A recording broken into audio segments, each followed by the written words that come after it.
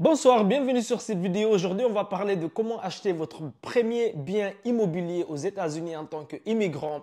D'accord? Si vous n'avez jamais investi dans l'immobilier, mais vous aimeriez bien acheter votre premier bien immobilier, même si c'est pour y vivre et que plus tard, vous voudriez acheter des biens, que ce soit des biens locatifs ou bien vous voudriez acheter des biens pour les renouveler, les revendre sur le marché. Donc, mais essentiellement, la première maison, vous voulez l'acheter pour vivre vous-même.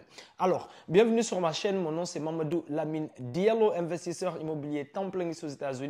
Ça fait plus de 5 ans que j'ai commencé ma carrière aux États-Unis. Ici, en seulement 3 ans, j'ai construit tout un portefeuille immobilier avec plus d'une vingtaine de maisons, d'accord, que j'ai acheté sans même utiliser les banques. J'ai utilisé une finance créative, creative finance qu'on appelle ici aux États-Unis, où je transforme les propriétaires en la banque.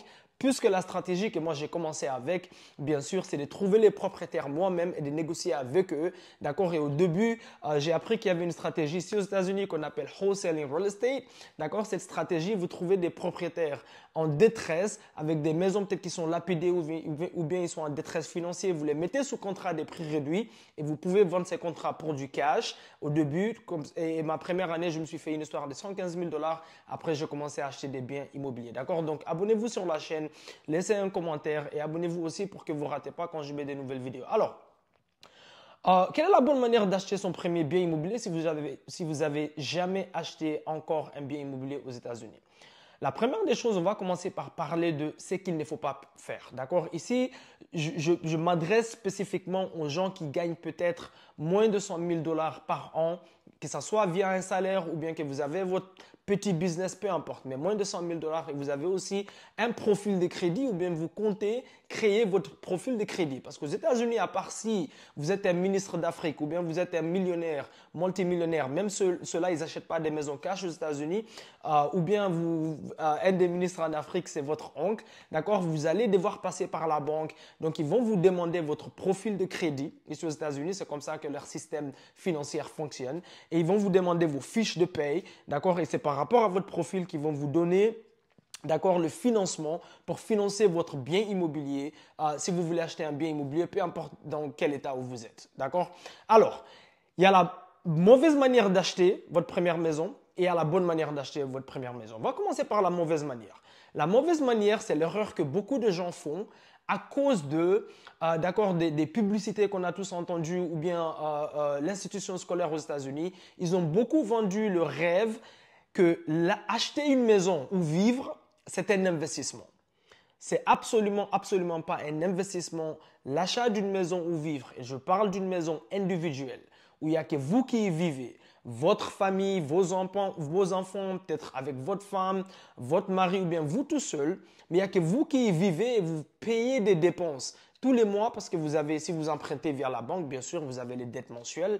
Non seulement pas seulement les dettes mensuelles, la plupart des gens, ils ne pensent pas à tous les dépenses d'accord, qui viennent avec l'achat d'un bien immobilier. À la fin de l'année, vous avez ce qu'on appelle les property taxes, d'accord, la TVA sur les maisons.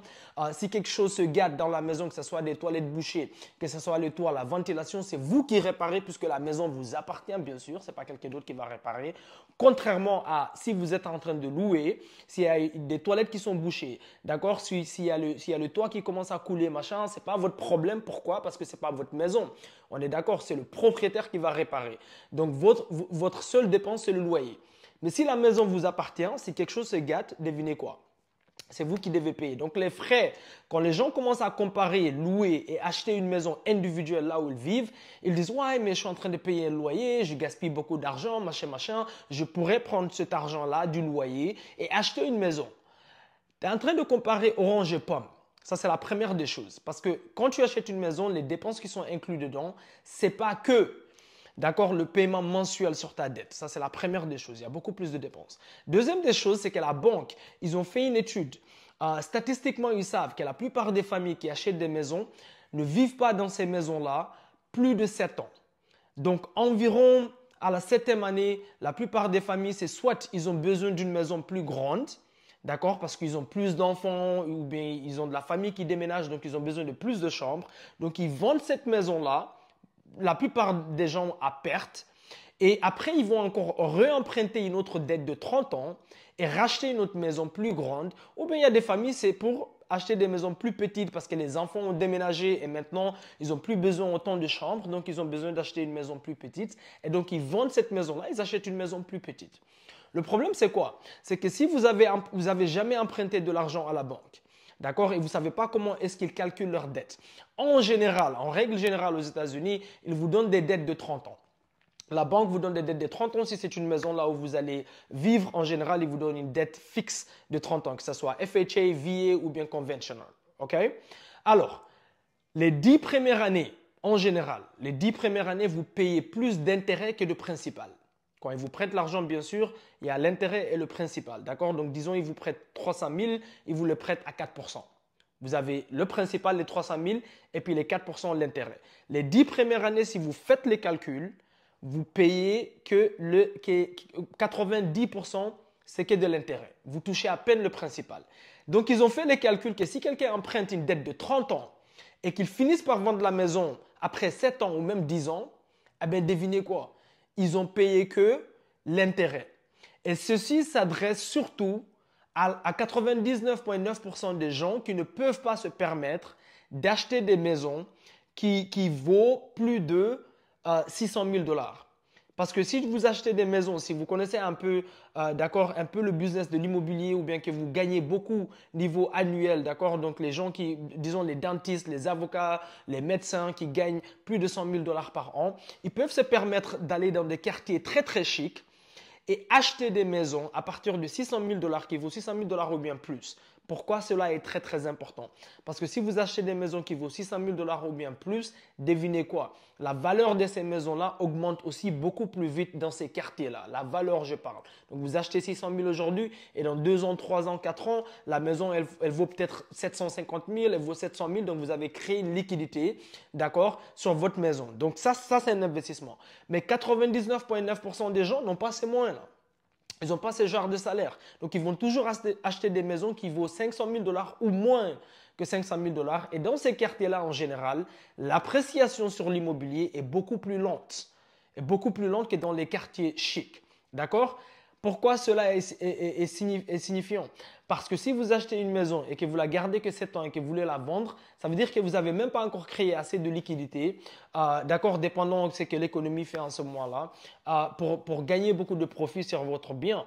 D'accord? Donc, comment est-ce que, et aussi si vous y vivez, vous faites que sortir de l'argent et payer des dettes tous les mois, réparer si quelque chose se gâte. OK? La meilleure des manières d'acheter votre premier bien immobilier pour y vivre et aussi que ça devienne un investissement en même temps, c'est aux États-Unis, il y a une chose qu'on appelle house hacking. D'accord? Les gens qui sont financièrement avisés, c'est avec ça qu'ils commencent. C'est quoi les house hacking? C'est quand vous commencez par acheter une maison à 2 étages. On appelle ça un duplex. Donc, vous vivez sur un étage et vous faites louer un étage. La banque, que vous allez chez Chase, Bank of America, ou bien peu importe la banque, ils vont vous demander les mêmes critères. Ils vont vous demander le même crédit, d'accord? Ça va prendre la même énergie pour qu'ils vous financent, d'accord? Et ils vont vous donner la même dette que vous allez utiliser pour acheter une maison individuelle, pour acheter un duplex. La différence avec le duplex et une maison individuelle qu'on appelle single family ou bien townhouse, il y a que vous qui y vivez, c'est que si vous achetez une maison individuelle, ils vont regarder que votre salaire et puis votre crédit. Et si vous n'avez pas assez, d'accord, ils vont limiter la somme qu'ils vont vous donner. D'accord, vous serez très, très limité. Le contraire, avec un duplex, puisqu'ils savent que vous allez vivre sur un étage et un étage, vous allez faire louer, ça veut dire qu'il y a de l'argent qui rentre dans votre poche. Il n'y a pas que de l'argent qui sort. Vous vivez sur un où vous dépensez peut-être un peu. Et sur le deuxième, c'est qui? C'est un locataire que vous allez mettre là-bas qui va vous payer. Donc, disons que vous avez un duplex où, d'accord, vous payez 2 000 $ pour tous les 2 étages, juste pour l'exemple. Donc, il y a un étage que vous faites louer à 1 000 $ et vous payez 1 000 $ sur l'étage où vous vivez. Ça veut dire qu'il y a 1 000 $ qui vous vient tous les jours, que vous économisez, tous les mois, pardon, que vous économisez, qui va dans votre poche. La banque va prendre ces 1 000 $ mensuels-là. Dès le début, avant même que vous empruntez l'argent, ils vont calculer ça d'une manière annuelle. D'accord? Ils vont faire 1 000 $ fois 12 et ils vont prendre 75% de cette somme-là. Ils vont rajouter ça sur votre salaire. Donc, disons, vous gagnez 45 000 $ par an. eh bien, ils vont prendre les 45 000, ils vont faire plus 75% du salaire, du loyer annuel que vous pouvez charger sur cet étage-là. Ils vont l'augmenter sur votre salaire pour vous donner la dette pour acheter un duplex. Et maintenant, devinez quoi?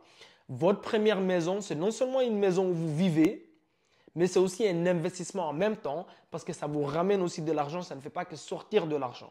Et vous pouvez aller prendre des dettes comme FHA par exemple, First Time Home Buyers Association, ils vont vous donner une des meilleures dettes ici aux États-Unis. C'est environ 3% que vous allez mettre d'accord, en tant qu'avance. Et parfois, même si vous demandez l'assistance du gouvernement, devinez quoi? Vous allez mettre 0%. Pour les gens qui sont dans l'armée, vous pouvez avoir les VA loans, encore même mieux. VA loans, c'est carrément 0%. D'accord? Mais c'est avec ces mêmes dettes-là, puisque vous allez y vivre, ils vont vous donner la dette pour acheter un duplex. Donc, au lieu d'acheter un single family, où il n'y a que vous qui y vivez, à part si vous vivez dans un État où, par exemple, Maryland ou des États comme ça, où vous pouvez acheter un single family, et vous pouvez aussi avoir un sous-sol, un basement qui est déjà complètement fini. Assurez-vous que c'est complètement fini. Il y a des chambres là-bas.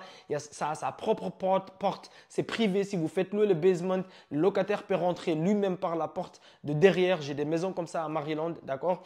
Et il y a leur cuisine aussi. Donc, c'est privé. Donc, vous pouvez clôturer, d'accord, la porte qui mène au-dessus. Comme ça, le locataire, il ne peut pas aller au-dessus. Mais idéalement, vous voulez 2 étages. Et il y a des duplex, il y en a partout. Il y en a à Ohio, il y en a à New York, il y en a à Atlanta, il y en a à Georgia, il y en a à Maryland, il y en a partout. Et c'est les mêmes démarches pour trouver un duplex que pour trouver un single family. C'est les mêmes critères. D'accord, même moins. Hein, ça va être plus simple pour vous d'emprunter de l'argent pour acheter un duplex qu'un single family. Littéralement la famille.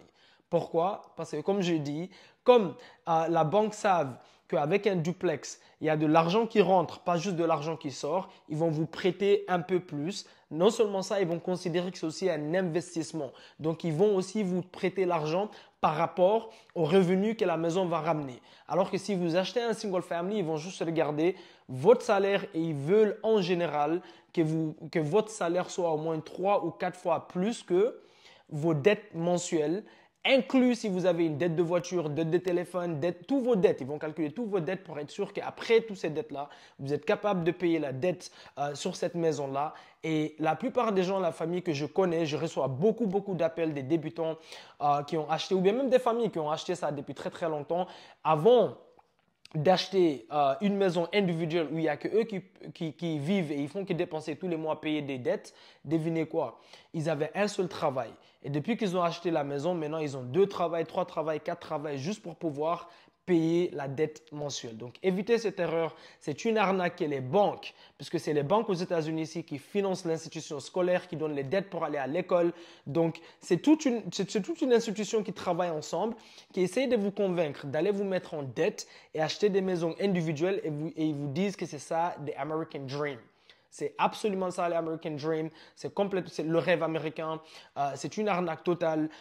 La plupart des maisons que nous, on trouve où on transforme les propriétaires en banque, c'est cette erreur qu'ils ont fait. Ils se retrouvent dans ce qu'on appelle, d'accord, pre-foreclosure. Pre-foreclosure, c'est quand la banque essaie de faire une saisie hypothécaire sur une maison parce que le propriétaire a arrêté de payer leurs dettes depuis 6 mois.